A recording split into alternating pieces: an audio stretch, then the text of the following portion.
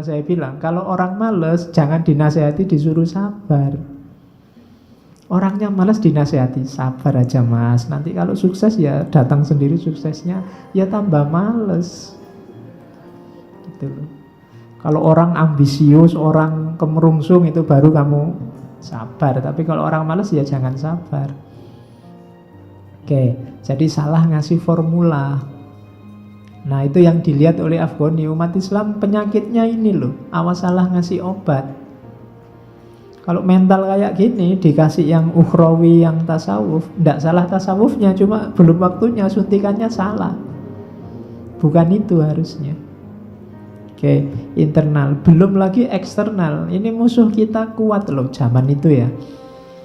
Musuh kita ini barat. Hampir semua kita hari ini dijajah barat itu, katanya Afghani.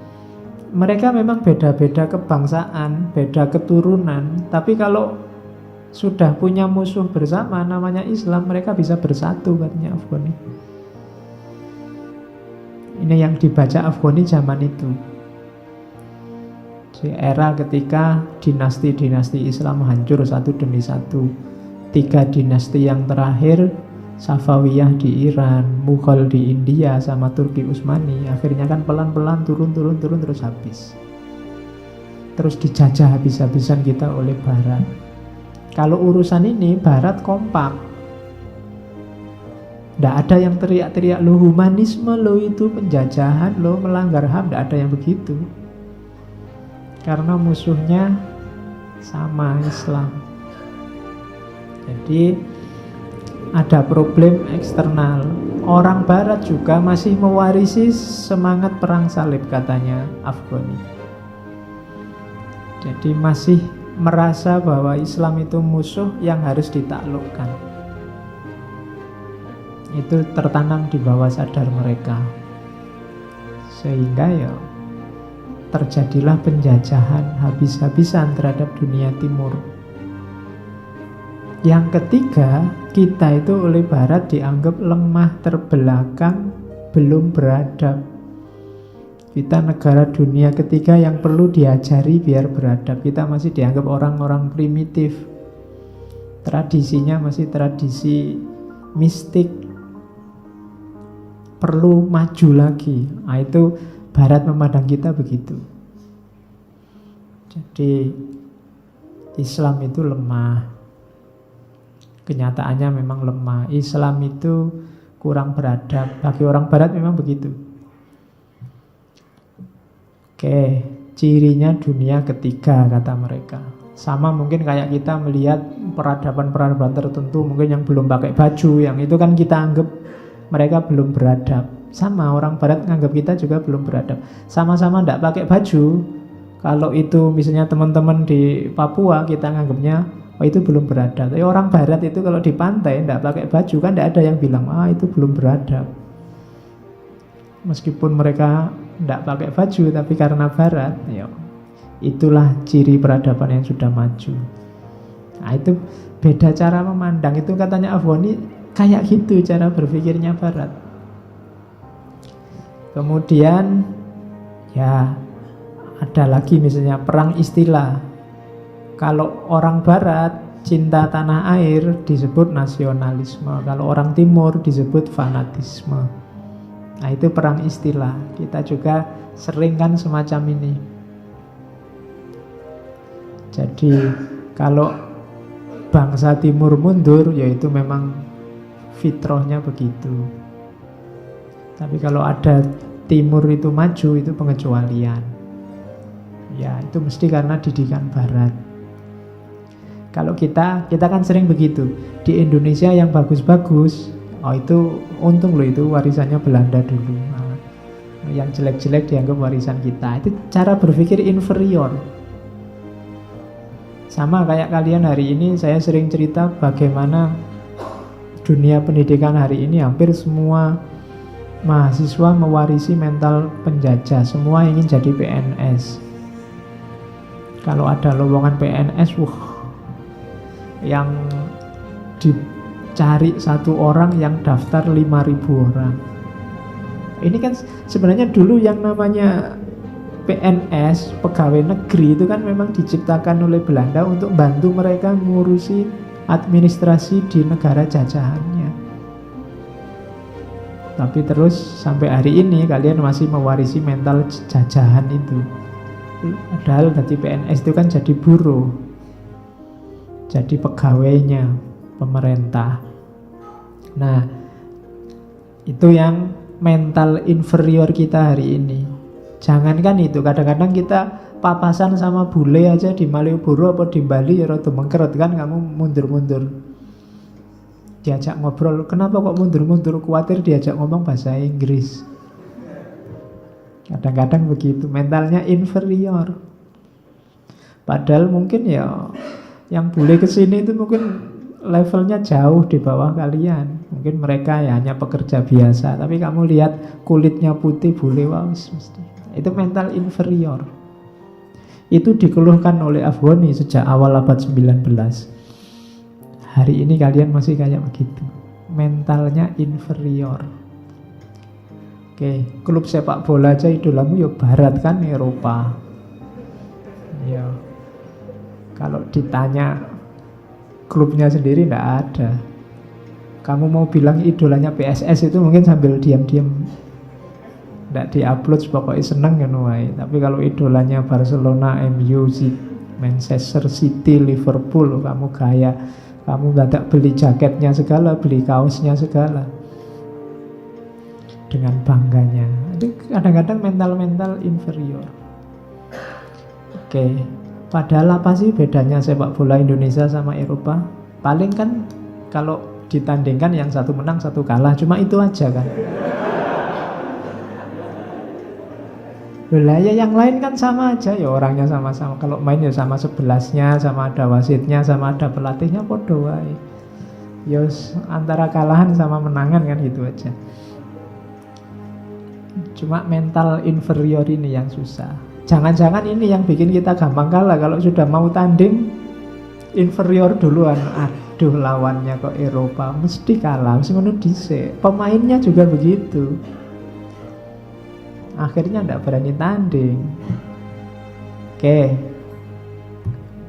Nah, katanya Afghani,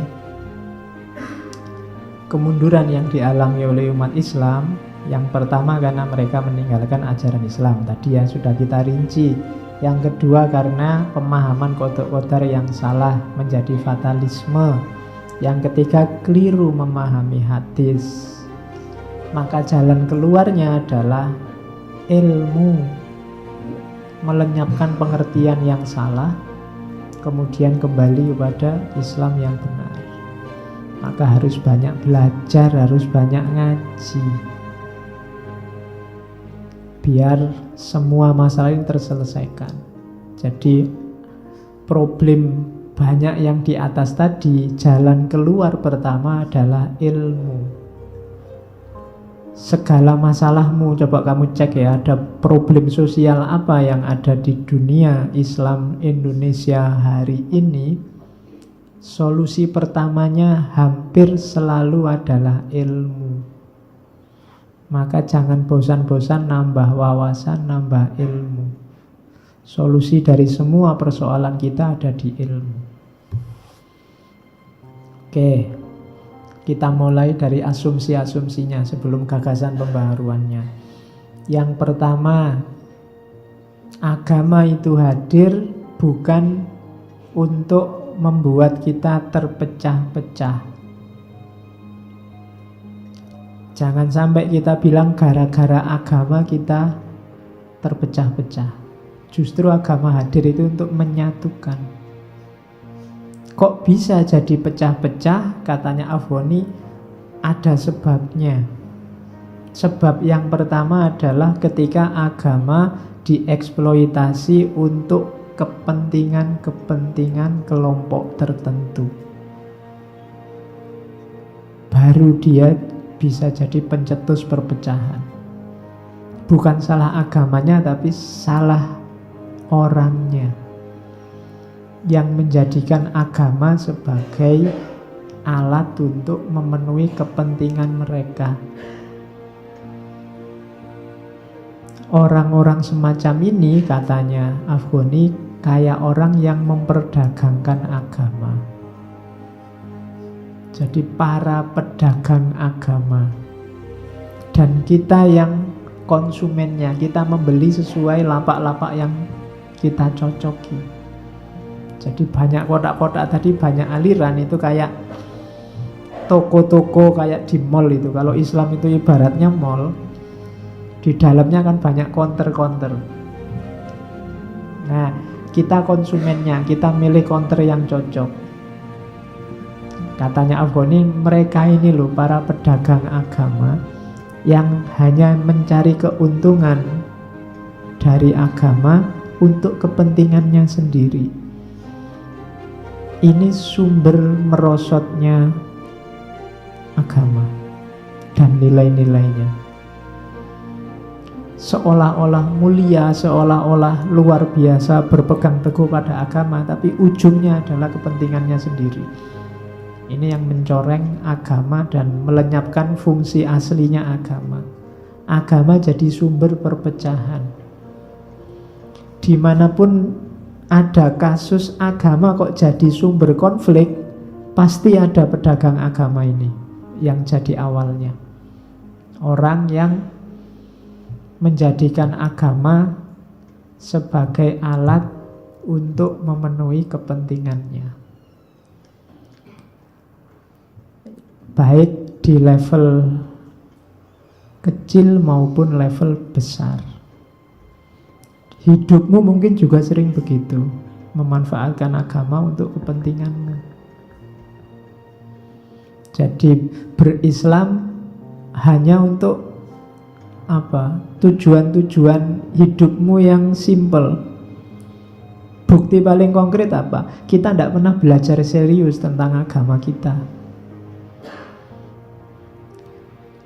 Apapun klaimmu, kayak tadi kamu ada di kotak-kotak tadi, kamu serius buat di kotak-kotak itu? Pernah belajar serius kan tentang kotak-kotakmu? Kalian yang ngaku Asy'ariyah misalnya, apa ya pernah belajar Asy'ariyah serius? Kitabnya Imam Asy'ari apa yang sudah kamu baca? Kalian yang Syafi'i, Syafi'i beneran po? Syafi'i yang itu apa Syafi'i yang lain? Jangan-jangan kamu keliru Syafi'inya karena nggak pernah ngecek. Kamu yang mengidolakan Ibnu Arabi yang mana yang kamu idolakan? Peminat sufi, tasawuf. Kalau tasawuf saya Ghazali, Pak. Lu Ghazali ada beberapa nama dalam sejarah Islam. Kitabnya Ghazali mana yang sudah kamu baca? Jangan-jangan Ghazali anaknya Dani itu. Ya. Loh iya, kamu itu yang saya sebut kamu tidak pernah serius. Ketika kamu tidak serius, lah kok kamu masih beragama? Wong kamu tidak serius, berarti apa? Ada kepentingannya. Ya macam-macam, mungkin kamu tidak sadar. Jadi agama akhirnya hanya jadi alat. Ya, asumsi pertama itu jadi tadi penyakit macam-macam tadi yang muncul di tubuh umat Islam awalnya ini. Oke, kita lanjutkan. Maka mari dimulai beragama secara serius. Diawali dari mana? Itu nanti Afghani punya konsep 3 kebenaran agama yang fundamental. Jadi orang beragama itu wataknya 3 ini, punya kebenaran yang dipedomani.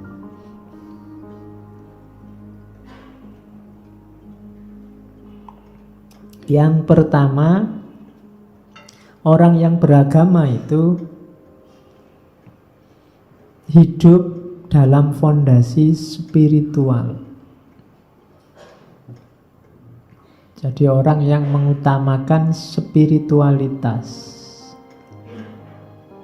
sehubungan dengan Allah. Dan yang kedua,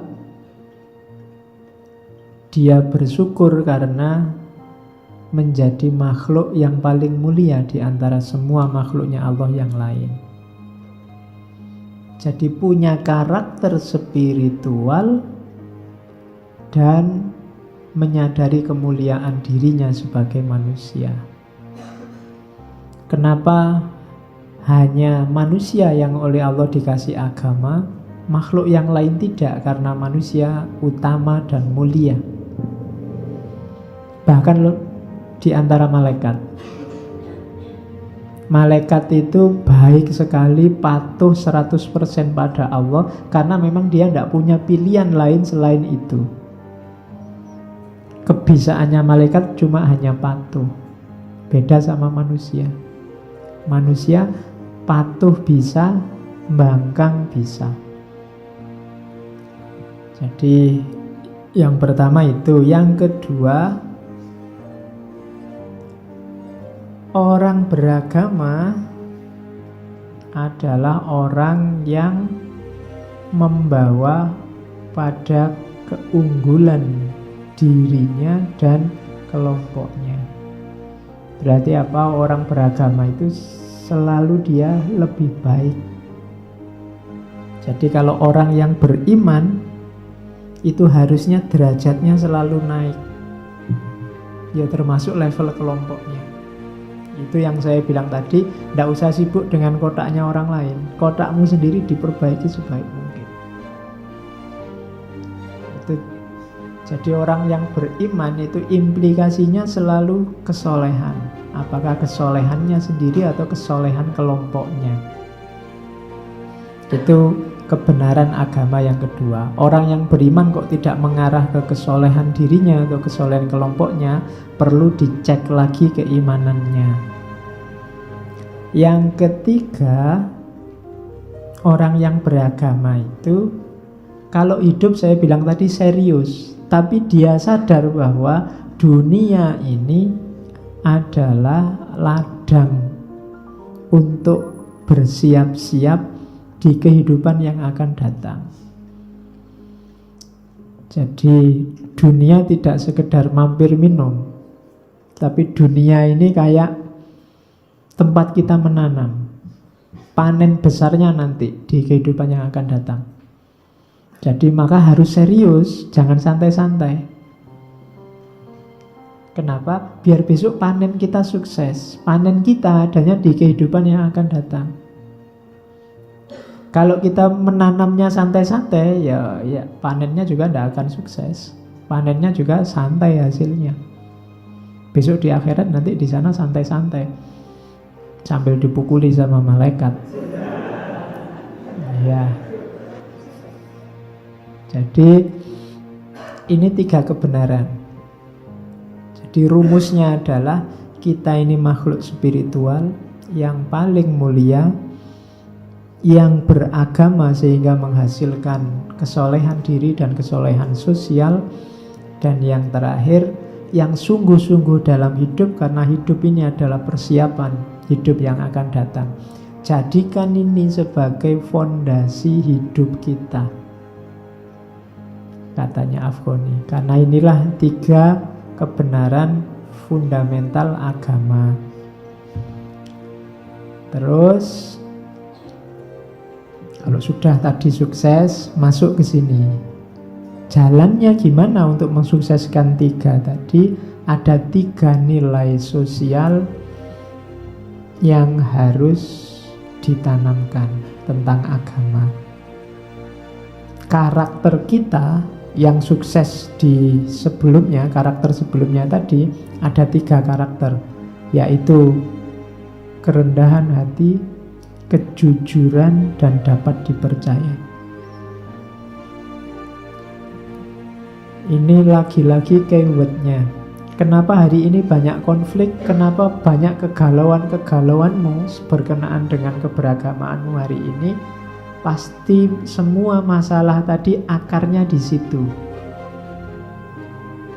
Tidak adanya kerendahan hati berarti konflik itu dipicu oleh orang-orang yang merasa benar, orang-orang yang sombong. Tidak ada lagi kejujuran.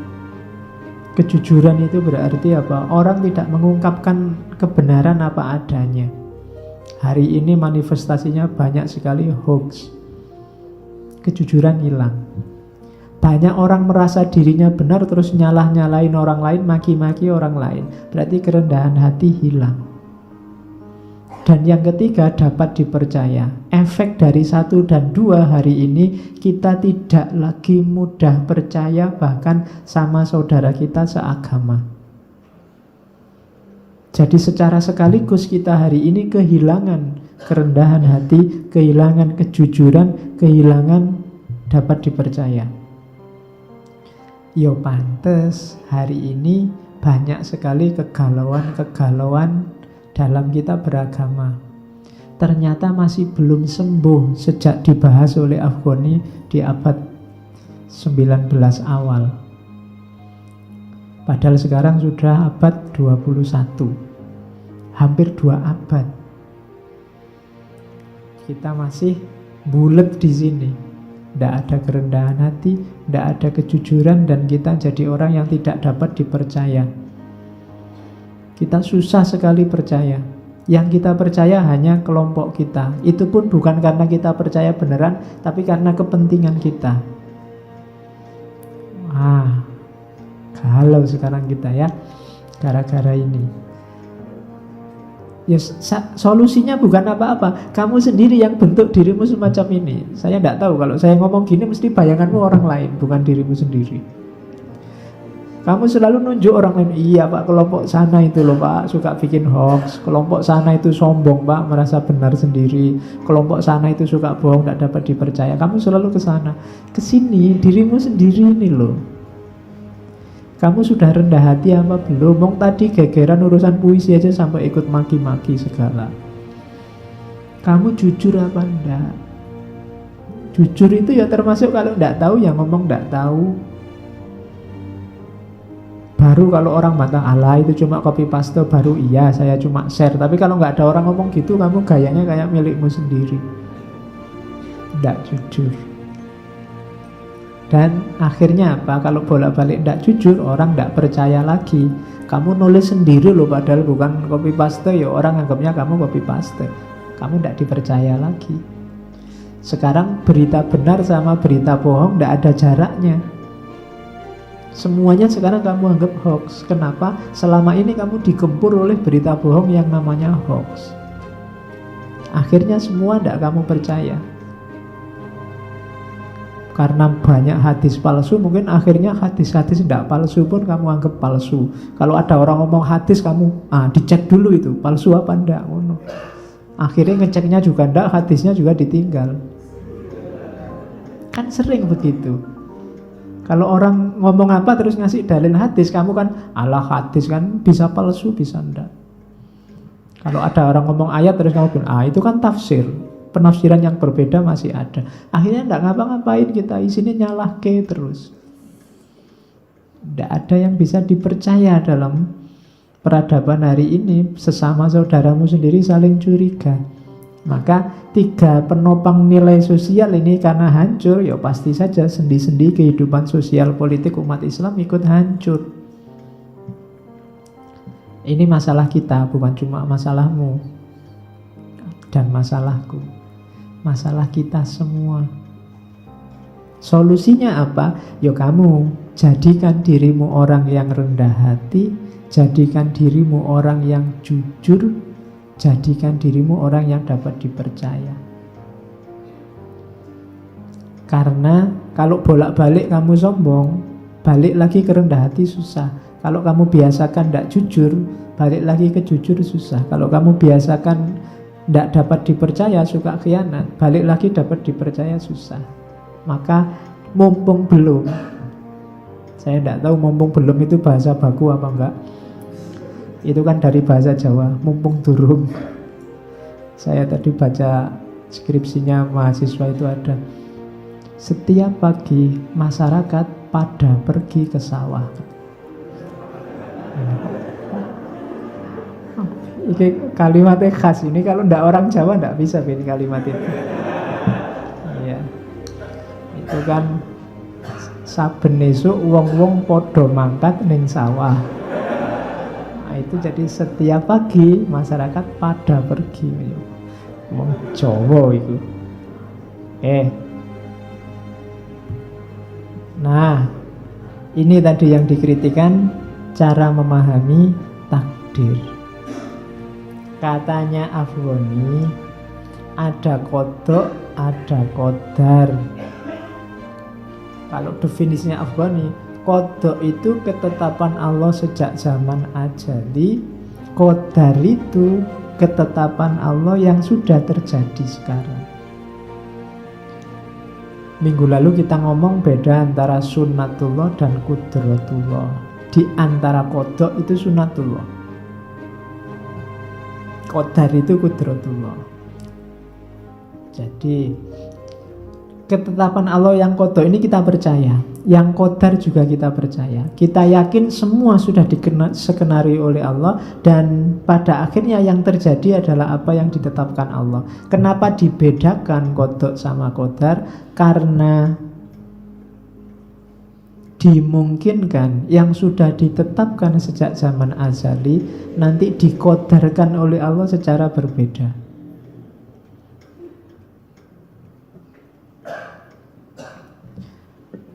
Jadi itu bedanya kodok dan kodar. Katanya Afghani, mendefinisikan kodok dan kodar itu jangan semata-mata semua sudah ditetapkan Allah begitu, tapi definisikanlah semua ada sebabnya.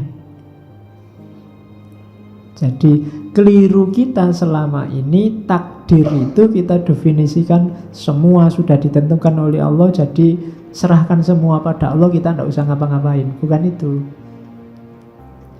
Katanya Afghani, semua memang ditentukan oleh Allah, tapi untuk membuahkan sesuatu ada sebabnya.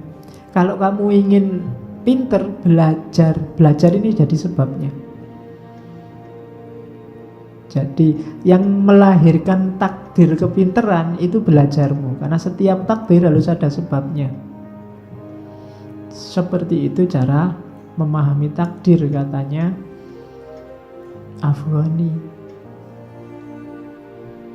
Karena dengan keyakinan takdir ini yang dikehendaki oleh Allah, katanya Afghani, justru kita harus jadi orang yang aktif, berani, berjuang, sabar, meskipun nanti ujungnya tawakal.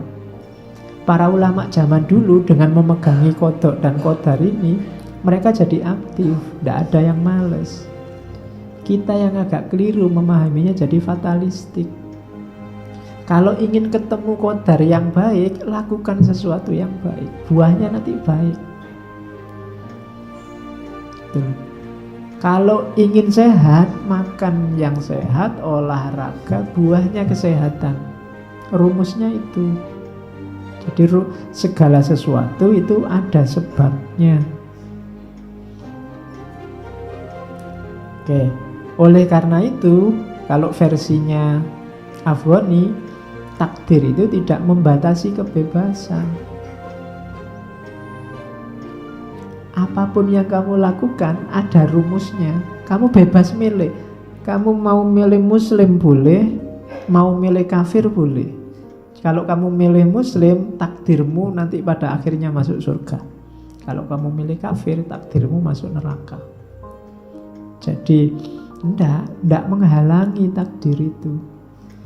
Percaya pada takdir berarti percaya pada sunnatullah, pada kausalitas, pada bahwa segala hal ada sebab musababnya. Bukan pasrah 100% pada Allah. Ini yang selama ini orang keliru. Kalau ingin dapat ijazah UIN, ya kamu harus kuliah di UIN. Meskipun kalau kamu kuliah di UIN, bisa juga tidak dapat ijazah. Tapi kalau kamu tidak kuliah di sana, pasti tidak dapat ijazah. Kamu belajar, hasilnya pinter. Meskipun kamu belajar, bisa juga tidak jadi pinter. Tapi kalau kamu tidak belajar, tidak mungkin kamu jadi pinter. Itu rumusnya takdir versi Afghani. Kalau kamu, kayak ayat ini ya, yang merubah. Innallaha la yughayyiru ma biqaumin hatta yughayyiru ma bi anfusihim. Allah tidak akan mengubah nasib satu kaum sampai kaum ini mengubah nasibnya sendiri. Kalau kaum ini mengubah nasibnya, berusaha, Allah akan mengubah. Bukan orang ini yang mengubah, tapi Allah yang akan mengubah. Allah yang innallaha la yughayyiru. Berarti yang yughayyiru itu Allah. Dasarnya apa? Usaha kita. Kalau kita berusaha, Allah akan mengubah. Kalau kita nggak berusaha, Allah nggak ngapa-ngapain, nggak mengubah. Jadi ayat itu artinya bukan berarti manusia 100% yang berusaha dan menghasilkan sesuatu. Kita yang berusaha, tapi yang menentukan Allah. Makanya innallaha la yughayyiru, Allah tidak mengubah. Berarti yang mengubah Allah. Dasarnya apa? Ma biqaumin hatta yughayyiru ma bi anfusihim. Mereka ingin merubah nasib. Jadi jangan nunggu nasib, ubah nasibmu. Jangan nunggu rezeki datang, cari rezekinya, kejar. Nah, meskipun kadang-kadang Allah intervensi lewat qadarnya, seperti saya jelaskan beberapa kali. Mungkin kamu sudah belajar, tapi Allah menakdirkan tidak pinter. Mungkin ada alasan lain, tapi itu hak prerogatifnya Allah. Itulah keyakinan pada qadar. Tapi qadar ini tidak jadi rumus pertama. Rumus pertamanya yang sunatullah, yang qada, yang kausalitas tadi. Mungkin kamu loncat dari lantai 30 tidak tewas, tapi ini jangan dijadikan pedoman. Yang dijadikan pedoman yang tewas, gitu loh. Jadi awas keliru. Kalau kamu yang, wah nanti kan kalau Allah nggak menakdirkan mati, ya nggak mati lah Pak. Iya, cuma itu bukan rumus pertama. Rumus pertamanya kalau kamu loncat dari lantai 30 ya pasti tewas. Jadi semacam itu cara menyikapi kodok dan qadar. Jadi rumus kausalitasnya dipakai. Bukan menyerahkan hidup secara fatalis 100% pada Allah. Pak, saya santai aja. Kalau Allah menakdirkan, siapa yang bisa menolak? Kalau Allah menginginkan, iya. Cuma kalau kamu tidak usaha, Allah la yughayyiru. Allah nggak akan mengubah apa-apa. Kalau kamu diam saja, ya tidak berubah nasibmu. Nah, jadi itu rumusnya. Jadi ada rumus level qada, ada rumus level qadar. Qadar ya, makanya ada qadar, makanya orang harus berdoa. Selain kamu belajar, ya minta biar jadi orang pinter, ilmunya manfaat. Jangan mengandalkan belajarmu. Tapi kamu ya belajar. Karena belajar adalah prasyarat untuk kamu pinter dan manfaat ilmunya. Tapi kan bisa dapat laduni Pak. Ya laduni, tapi nek dapuranmu kaya ngono ya tidak mungkin dapat laduni. Orang laduni pun ada usahanya kan, mujahadahnya, riadohnya. Kalau cuma main HP, nonton TV, dan nonton sepak bola, ya tidak usah nunggu ilmu laduni. Gitu loh. Jadi segalanya ada usahanya. Nah, umat Islam keliru-keliru di sini. Barat itu maju ya memang takdirnya Barat. Kita memang ditakdirkan diuji oleh Allah sekarang kita. Nah, gitu. Salah cara memahaminya. Rumus pertama, usaha dulu. Baru nanti hasilnya apa, itu qadarnya Allah. Di situ baru terakhir rumus ketiga baru ada namanya tawakal. Tawakal ini rumus terakhir. Kalau sudah belajar, nggak lulus-lulus sampai ke DO, ya tawakal. Mau gimana lagi? Gitu loh. Wis nasibnya ndak apa-apa. Ya, baru di situ kamu nyari justifikasi ijazah itu ndak penting. Karena itu baru. Itu rumus belakangan itu. Oke.